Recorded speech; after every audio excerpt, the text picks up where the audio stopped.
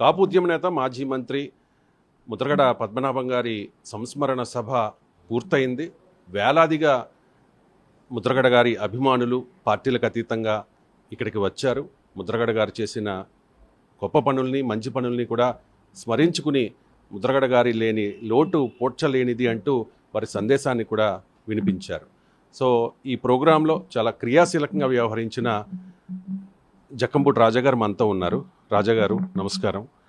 చాలా ఘనంగా నివాళి అర్పించారు పార్టీలకు అతీతంగా చాలామంది నాయకులు. ముద్రగడ గారి గురించి ప్రత్యేకంగా మనం చెప్పుకోనక్కర్లేదు, అందరికీ తెలుసు, కొంతమందికి తప్ప. అలాంటి వాళ్ళే ఇంకా ముద్రగడ పద్మనాభం గారిని చనిపోయినా కూడా వదలకుండా ఆయన్ని ట్రోల్ చేసి ఇంకా క్షోభపెట్టే ప్రయత్నం చేస్తూ ఉన్నారు.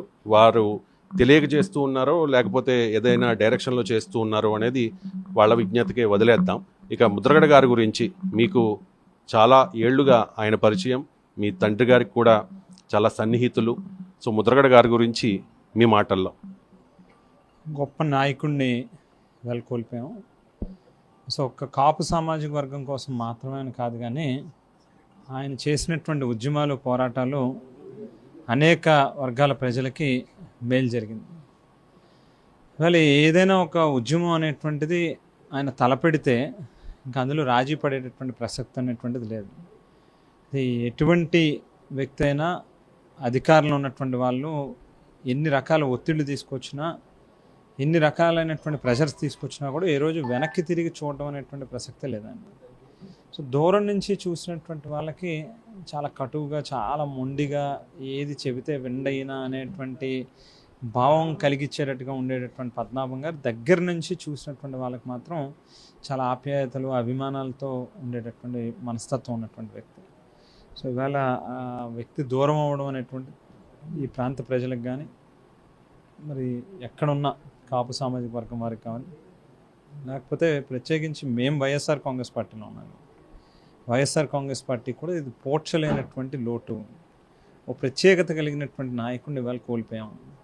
అయితే ఇవాళ దురదృష్టం ఏంటి అని అంటే, సరే రాజకీయాలు మాట్లాడేటటువంటి సందర్భం కాకపోయినప్పటికీ ఇక్కడ ఆయన్ని అభిమానించేటటువంటి వారు, ఆయనకి సంబంధించినటువంటి ఆత్మీయులు అందరం కలిపి పార్టీలకు అతీతంగా, కులాలకు అతీతంగా ఓ చక్కటి కార్యక్రమాన్ని నిర్వహించుకోవడం జరిగింది. అయితే సరిగ్గా ఈ కార్యక్రమానికి ఒక 2-3 రోజులు ముందే ఎవరో ఒకరికి నోటీస్ ఇచ్చినట్టో, లేకపోతే ఎవరో ఒకరిని అకౌంటబుల్ చేస్తూ నువ్వు ఎందుకు పలానా కార్యక్రమానికి వెళ్ళావు, సంస్మరణ సభలకో, లేకపోతే ఆయన గురించి ఎందుకు మాట్లాడుతున్నారు అనేటువంటి ధోరణిలో వెళ్ళడం అనేటువంటిది రాజకీయాలు మరీ దారుణంగా రోజు రోజుకి, అంటే మనిషి ఉన్నటువంటి సందర్భంలో, జీవించున్నటువంటి సందర్భంలో మనస్పర్ధలు ఉంటాయి, అభిప్రాయ భేదాలు అనేటువంటివి ఉంటాయి. బట్ మనిషి ఒకసారి చనిపోయిన తర్వాత, భౌతికంగా దూరం అయిన తర్వాత కూడా ఈరోజు కూడా ఇంకా ఆయన మీద అక్కసు చూపించడం, కడుపు మంట వ్యక్తపరచడం. అదే రాజాగారు, ఇప్పుడు శత్రువైనా కూడా చనిపోయిన తర్వాత సంతాపం తెలుపుతాం, పరామర్శిస్తాం, కనీసం విమర్శలు చేయకుండా ఉంటాం, కామ్గానైనా ఉంటాం. కానీ చనిపోయిన తర్వాత ఆయన్ని ట్రోల్ చేయడం, ఆయన ఒక పార్టీకి చెందిన వ్యక్తిగా చూడడం, ఆయనేమో కాపులే కాదు, ఆయన పవన్ కళ్యాణ్ గారిని ఓడిస్తానని శపథం చేశారు, అలా చేయలేని పక్షంలో ఆయన కులమే మార్చేసుకున్నారు అని చెప్పి కొంతమంది మాట్లాడుతూ ఉన్నారు. ఎస్పెషల్లీ మీరు చెప్తూ ఉన్నట్టుగా ఒక టీడీపీ ఎమ్మెల్యే అంబటి రాంబాబు గారితో కలిసి వేదికను పంచుకుంటే దాన్ని కూడా క్వశ్చన్ చేసింది. అంటే ఎందుకు ఇంకా ముద్రగడ అంటే ఆయన బతుకున్నప్పుడు చూసాం ఏ రకంగా ఇబ్బంది పెట్టారో, ఆయన చనిపోయిన తర్వాత కూడా ఆయన్ని ఎందుకు అవమానపరిచేలా, తక్కువ చేసేలా ఎందుకు చూస్తూ ఉన్నారు? అంటే చనిపోయినా కూడా ముద్రగడ గారు అంటే భయపడుతూ ఉన్నారా? అదే చెప్తా ఉన్నాను, దురదృష్టం రాజకీయాలు ఇవాళ ఈ రకంగా మరీ దిగజారిపోయినటువంటి పరిస్థితి. ఇవాళ పద్మనాభం గారి అంత్యక్రియల సందర్భంలో కూడా ఏదైతే ప్రభుత్వ లాంఛనాలు అనేటువంటి, ఆయన ఒక మాజీ మంత్రిగా ఖచ్చితంగా ఆయనకు ఉన్నటువంటి ప్రివిలేజ్ ఆయనకి ఖచ్చితంగా ఇచ్చి తీరాల్సినటువంటి విషయం అది. అయినప్పటికీ కూడా అది వద్దు అని చెప్పి దాన్ని వ్యతిరేకించడానికి గల కారణం ఇదే. ఆయన బ్రతికున్నంత కాలం వారిని, వారి ఇంట్లో ఆడవాళ్ళని, కుటుంబ సభ్యుల్ని అందరినీ కూడా ఏ రకంగా ఇల్ట్రీట్ చేశారో, వారు వాడినటువంటి భాష అవన్నీ కూడా మనకి ఈరోజు కూడా చెవుల్లో వినిపిస్తూ ఉన్నాయి, కంటికి కనిపిస్తూ ఉన్నాయి. ఎవరూ కూడా మర్చిపోలేనటువంటి విషయం. మరి అటువంటిది వేళ చనిపోయిన తర్వాత కూడా, మనిషి దూరమైన తర్వాత కూడా ఇప్పటికీ ఇంకా ఆయన మీద విషం కక్కడం అనేటువంటిది నిజంగా అంటే సహజంగా ఎవరైనా కూడా పాలకులు అనేటువంటి వ్యక్తికి, రాజకీయాల్లోకి వచ్చినటువంటి వ్యక్తికి మంచి మనసు ఉండాలి. ఎదుటి వ్యక్తులతో ఒక మానవీయ కోణం, వాళ్ళకి మనకి ఒక హ్యూమన్ రిలేషన్స్, రాజకీయాలు లేకపోతే కులము ఇంకోటో అనేటువంటి తర్వాత వచ్చేటటువంటి విషయం. బట్ ముందు బేసిక్గా మనం మనిషి అనేటటువంటి వ్యక్తికి ఒక మనసు ఉండాలి, గొప్పగా ఆలోచన చేయాలి. రాజకీయాల్లోకి వచ్చినప్పుడు మన అవతల వ్యక్తుల్ని ఏ రకంగా ట్రీట్ చేయాలనేటువంటి తెలిసి ఉండాల్సి ఉండి కూడా చనిపోయిన వ్యక్తి మీద ఇంకా ఈ రోజు కూడా ఈ రకంగా ఇల్ ట్రీట్ చేయడం అనేటువంటిది నిజంగా బాధ కలిగించేటటువంటి విషయం. ఈ సభ వేదిక అంటే ముద్రగడ గారి సంస్మరణ సభ వేదిక మీద మొత్తం వైఎస్ఆర్ కాంగ్రెస్ పార్టీ నాయకులే ఉన్నారు, కూటమి పార్టీ నాయకులు రాలేదు. అంటే వైసీపీ ఓన్ చేసుకుని ఎందుకు ముద్రగడ గారి సంస్మరణ సభను ఎంత ప్రతిష్టాత్మకంగా చేసింది? అంటే రాజకీయ లబ్ధి కోసం వైఎస్ఆర్ కాంగ్రెస్ పార్టీ జగన్ డైరెక్షన్లో ఇదంతా చేస్తోంది, కాపుల్ని అట్రాక్ట్ చేయడానికి ముద్రగడ గారిని ఓన్ చేసుకున్నట్టుగా అని విమర్శించే వాళ్ళకి మీరు ఇచ్చే సమాధానం ఏంటి? రాజమండ్రిలో చక్కటి కార్యక్రమాన్ని ఏర్పాటు చేసాం. ఆ రోజు కూడా వారు చేసినటువంటి గొప్ప పనుల్ని స్మరించుకోవడం కోసం ఆ రోజు వంగవేటి రాధా గారు వచ్చాడు, జ్యోతుల్ నెహ్రూ గారు వచ్చారు, సోము వీర్రాజు గారు వచ్చారు. ఇట్లా పార్టీలకు అతీతంగా అందరూ వచ్చారు. సో ఇవాళ ఇక్కడ జరిగినటువంటి కార్యక్రమం కేవలం రాజమండ్రిలోనే కాదు, చాలా ప్రాంతాల్లో ఇద్దరు Telugu Desam party or Janasena or BJP ఏ రాజకీయ పార్టీలు ఉన్నప్పటికీ కూడా ముద్రగడ పద్మనాభం గారిని అభిమానించేటటువంటి వాళ్ళు అన్ని కులాల్లోనే ఉన్నారు, అన్ని పార్టీల్లోనే కూడా ఉన్నారు. పార్టీలు అనేటువంటిది ఎందుకు చెప్తా ఉన్నానంటే బహుశా తెలుగుదేశం పార్టీలోని కాపులు ఉండొచ్చు, లేక బీజేపీలోనో జనసేనలో కూడా కాపులు ఉండొచ్చు. వాళ్ళు ప్రత్యేకించి కాపులకి ఆయన చేసినటువంటి మేలు, ఆయన నష్టపోతూ ఆయన చేసినటువంటి పోరాటం కారణంగానే కాపు కార్పొరేషన్ అనేటువంటిది వచ్చింది. కాప్ కార్పొరేషన్ వచ్చింది కాబట్టే నేను ఆ వేళ చైర్మన్గా ఉన్నటువంటి సందర్భంలో కూడా దాదాపు 700-800 కోట్ల రూపాయలు డైరెక్ట్ బెనిఫిషరీ స్కీమ్ కింద సంవత్సరానికి ఒక 1 ఇయర్కి మినిమము 700-800 crores కాపు నేస్తం ద్వారా మహిళలకి 15,000 రూపాయలు ప్రతి ఏడాది వేసామనంటే ఆ వేళ పద్మనాభం గారు కాప్ కార్పొరేషన్ పెట్టడానికి ప్రభుత్వం మీద ఒత్తిడి తీసుకొచ్చి ఏర్పాటు చేశారు కాబట్టే జరిగింది అది. సో అట్లా ఏ స్కీము కాప్ కార్పొరేషన్ తరఫున జరుగుతుందన్నా కూడా ఆయన పెట్టినటువంటి భిక్ష కిందే ఒక రకంగా ఈవేళ భావించాల్సినటువంటి అవసరం. అదే రకంగా మనం చూస్తే వివిధ కులాల్లో కూడా ఆయన అభిమానించేటటువంటి వాళ్ళు ఉన్నారు. ఇవాళ ఇదే గ్రామంలో గవర్లో బీసీ కమ్యూనిటీకి సంబంధించినటువంటి వాళ్ళు ప్రతి ఒక్కరూ కూడా వాళ్ళ ఇంట్లో ఈయన ఒక దేవుడి కింద కొలుస్తారు. చాలామంది ఇళ్లలో ఫోటోను కూడా పెట్టుకుని పూజించేటటువంటి కార్యక్రమం చేస్తారు.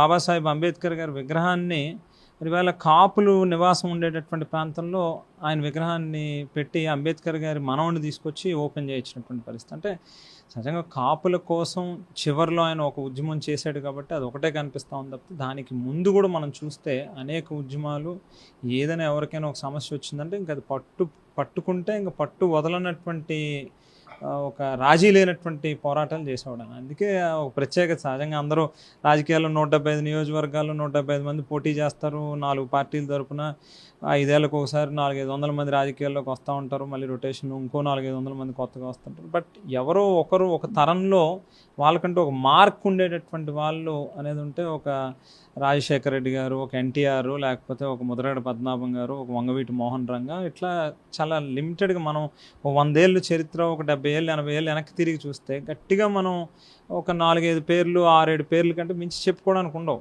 సో ఆ కోవకు చెందినటువంటి వ్యక్తి కాబట్టి డెఫినెట్గా భౌతికంగా ఆయన దూరం అయినప్పటికీ ఆయన తరతరాలు ఆయన గుర్తుపెట్టుకునేటటువంటి పరిస్థితి ఉంటుంది.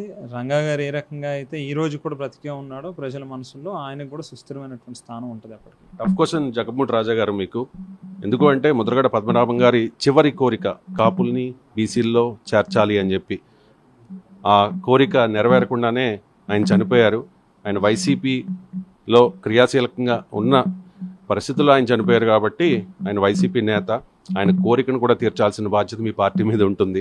కానీ ఏంటి ఈ విషయంలో మీ స్టాండ్ ఏంటి? ఇక్కడ 2 విషయాలు ఏంటంటే, ఒకటి నారా చంద్రబాబు నాయుడు గారు గడిచినటువంటి ఒక 25-30 సంవత్సరాలుగా ఎన్నికలు వచ్చినప్పుడల్లా కాపులు గుర్తొస్తారు.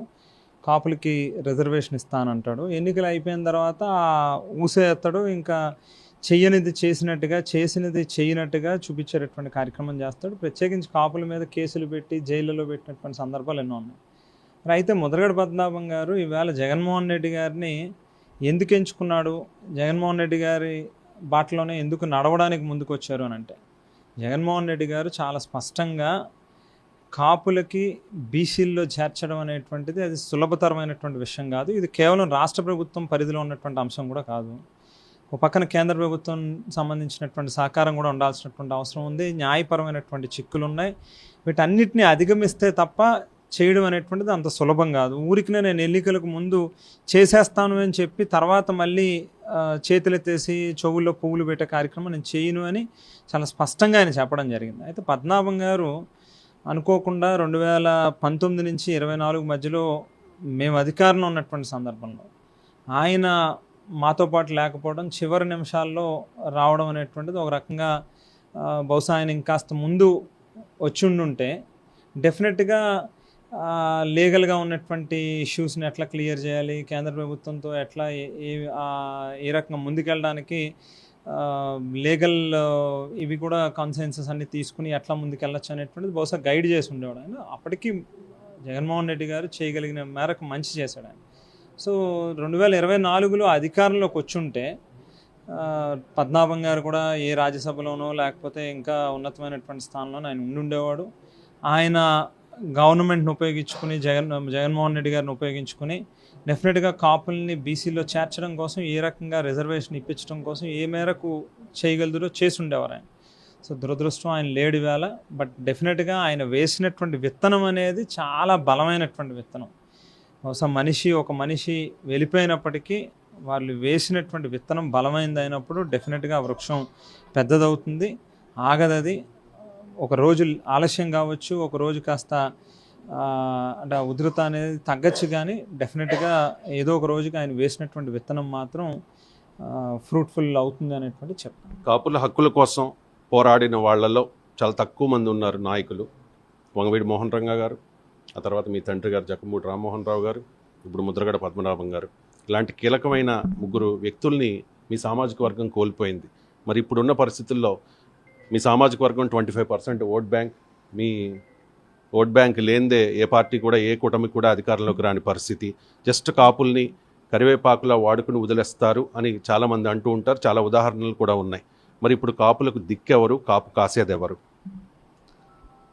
అంటే ఒక రకంగా అదే చెప్తున్నాను. పద్మనాభం గారు దూరం అవ్వడం అనేటువంటిది చాలా పోడ్చలేనటువంటిది. ఆయన స్థానాన్ని మరొకరు వచ్చి ఎవరో కొత్తగా పూడుస్తారనేటువంటిది అంత సులభతరమైనటువంటి విషయం కాదు. బట్ ఒకటే ఏం ఆశిస్తూ ఉన్నానంటే, ఇందాక మీరు చెప్పినట్టుగానే ఈ జరిగినటువంటి ట్రోలింగ్స్ ఇవన్నీ చూస్తే కొత్త జనరేషన్కి అసలు ఏం తెలుసని పద్మనాభం గారినో లేకపోతే ఒక రిజర్వేషన్కి సంబంధించినటువంటి అంశాన్నో లేకపోతే కాపులకి ఎవరు ఏం చేశారనేటువంటి విషయాన్నో నోటికి వచ్చినటువంటి ఎవరికి వాళ్ళు మాట్లాడడం అనేటువంటిది కొంత బాధ కలిగించేటటువంటి విషయం. పద్మనాభం గారు పేరు మార్చుకున్నాడు అనేటువంటిది హైలైట్ చేసి మాట్లాడుతున్నటువంటి వాళ్ళు జస్ట్ నేనైతే ఏమంటా అంటే, ఆయన కాపుల్లో పుట్టి ఒక మాట అంటే చాలామంది చాలా మాటలు చెప్తూ ఉంటారు. ఎలక్షన్ల ముందు చెప్తాం, లేకపోతే ఏదో ఒక ఛాలెంజ్ అనేది విసురుతూ ఉంటాం, ఏదో ఒక్కొక్కసారి వెనక్కి తగ్గే పరిస్థితి వస్తూ ఉంటుంది. బట్ పద్మనాభం గారు అందులో ఎక్కడ రాజీ పడకుండా పేరు మార్చుకున్నాడు అనేది కూడా నేనైతే చాలా గొప్పగా, అసలు మన కమ్యూనిటీలో అట్లాంటి వ్యక్తి ఉండడం. అంటే ఆయన పేరు మార్చుకోలేదు, కులమే మార్చేసుకున్నాడు. ఆయన కాపు కదా, రెడ్డిగా మారిపోయారు అని చెప్పేసి వెంకటరెడ్డి గారు ఉండేవాడు. ఆయన వెంకటరెడ్డి గారు అని అంటే రెడ్డి. ఇవన్నీ ఊరికినే ఏమనంటే అన్న, తెలియని వాళ్ళు మాట్లాడేటటువంటి వ్యక్తి నేను. అంటే అందు గురించి ఈ కార్యక్రమానికి మన రాజకీయానికి ఎక్కువ ముడి పెట్టకూడదు కాబట్టి అతిగా రాజకీయం జోలికి పోవట్లే. కానీ ఎలక్షన్ అయిపోయిన మరుసటి రోజే నేను పెట్టినటువంటి పత్రికా సమావేశంలో చాలా క్లియర్గా చెప్పారు, పద్మనాభం గారు ఆయన కోల్పోయి, ఆయన నష్టపోయి కాపులకి మంచి చేసే కార్యక్రమం చేశాడు. ఆయన అటువంటి వ్యక్తి ఏమో పనికిమాలినోళ్ళగా కనిపించాడు ప్రజలకు లేకపోతే కాపులకి. మరో పక్కన కాపుల్ని వాడుకుని ఎంతసేపు ఉన్నా కూడా వేరొకరి పల్లకి మోయడం కోసం అని చెప్పి సినిమా స్టార్లు బయటకు వచ్చి వాళ్ళు ఏదో పెద్ద రియల్ హీరోల కింద ప్రజలకు కనిపించడం అనేది ఒక రకంగా దురదృష్టం. వీళ్ళు ఎక్కడ ఎన్ని సమస్యలు కనిపిస్తూ ఉన్నాయి, ఎక్కడైనా దేని మీదైనా స్పందిస్తున్నారా, మాట్లాడుతున్నారా? పోనీ కాపు కార్పొరేషన్ ఏమైపోయింది చెప్పండి. పోనీ మిగతా అన్ని పక్కన పెట్టేద్దాం. కాపు కార్పొరేషన్ ఏదో సంవత్సరానికి 3,000 కోట్ల రూపాయలు అని చెప్పారు. అంటే ఇప్పటికీ 5 బడ్జెట్లలో 3 బడ్జెట్లు అయిపోయినాయి. అంటే గడిచిన 3 బడ్జెట్లో 9,000 కోట్ల రూపాయలు ఈ పాటికే కాపులకి ఖర్చు పెట్టి ఉండాలి. 9,000 కోట్లు కాదు కదా, 9 కోట్లు కూడా ఖర్చు పెట్టలే ఎక్కడా కూడా. మొత్తం అన్నీ ఎత్తేసారు. కాపు నేస్తం కూడా అటకెక్కింది. సో ఇవన్నీ ఎందుకు మాట్లాడట్లే మరి? కాపుల్ని ఉపయోగించుకుని కాపులు ఎక్కడైతే ఎక్కువ ఉంటారో ఆ నియోజకవర్గంలోకే పోయి మనం పోటీ చేస్తాం, అక్కడే గెలుస్తాం, మంత్రి అవుతాం, ఉప ముఖ్యమంత్రి అవుతాం. అయిన తర్వాత ఏదో దాటిన తర్వాత మాట మార్చినట్టుగా కాపులతో ఒకటి గురించే నేను రాజకీయాల్లోకి రాలేదు, వాళ్ళతోనే నాకు పని లేదని చెప్పి మాట్లాడాను. అంటే ఇవన్నీ కూడా కొంత ఆత్మపరిశీలన చేసుకోవాల్సినటువంటి అవసరం. లాస్ట్ క్వశ్చన్ జగపూడి రాజా గారు, కాపులు పెద్దన్న పాత్ర పోషించాలన్న ఒక వ్యక్తి ఇప్పుడు కాపుల్ని డిజోన్ చేసుకుంటూ ఉన్న పరిస్థితి కనిపిస్తోంది. మీరు ప్రస్తావించినట్టుగా ఎక్కువ రాజకీయాలు మాట్లాడొద్దు, ఈ సంస్మరణ సందర్భంగా మనం ఈ ప్రోగ్రాం చేస్తూ ఉన్నాం కాబట్టి ఆ పేరు ప్రస్తావించడం లేదు. సో డిజోన్ చేసుకుంటూ ఉన్న పరిస్థితి, ఇది రాజకీయంగా వైసీపీకి ప్లస్ అవుతుందా? కాపులు మీ వెంట నడుస్తారా ఇక మీదటైనా? డెఫినెట్గా ఇప్పటికీ 2-3 పర్యాయాలు నమ్మి మోసపోయారు కాపులు. ఇప్పటికైనా కళ్ళు తెరిచి చూస్తున్నారు, అసలు రూపం ఏంటి అనేటువంటిది చూస్తున్నారేమో అని ఎక్స్పెక్ట్ చేస్తున్నాం. వాళ్ళకి విడిచిపెట్టాలి ఇంక, అంతే. ఇంక లేదు మనం పిచ్చి సైకోలాగా ఏదో సైకో ఫ్యానో లేకపోతే ఇట్లా ఏదో కళ్ళు మూసుకొని పోయి ఇంక లేదు మాకు ఇదే కావాలన్నట్టుగా వెళ్తే దానికి ఎవరు ఏం చేయలేం. వాళ్ళని కూడా ఆలోచన చేసుకోమని చెప్తాం. ఫైనల్గా కాపులకు మీరిచ్చే పిలుపు ఏంటి? పెద్ద ఆయన పద్మనాభం గారు దూరం అవ్వడం చాలా దురదృష్టం. ఆయన చూసి నేర్చుకోవాల్సినటువంటి పాఠాలు ఎన్నో ఉన్నాయి. కొత్త తరం వాళ్ళు కూడా పద్మనాభం గారు చూపించినటువంటి బాటలో నడవాలి, ఆయనను స్ఫూర్తిగా తీసుకుని మనం అందరం కూడా ముందుకు వెళ్ళాలి అని చెప్పి తెలియజేస్తాం.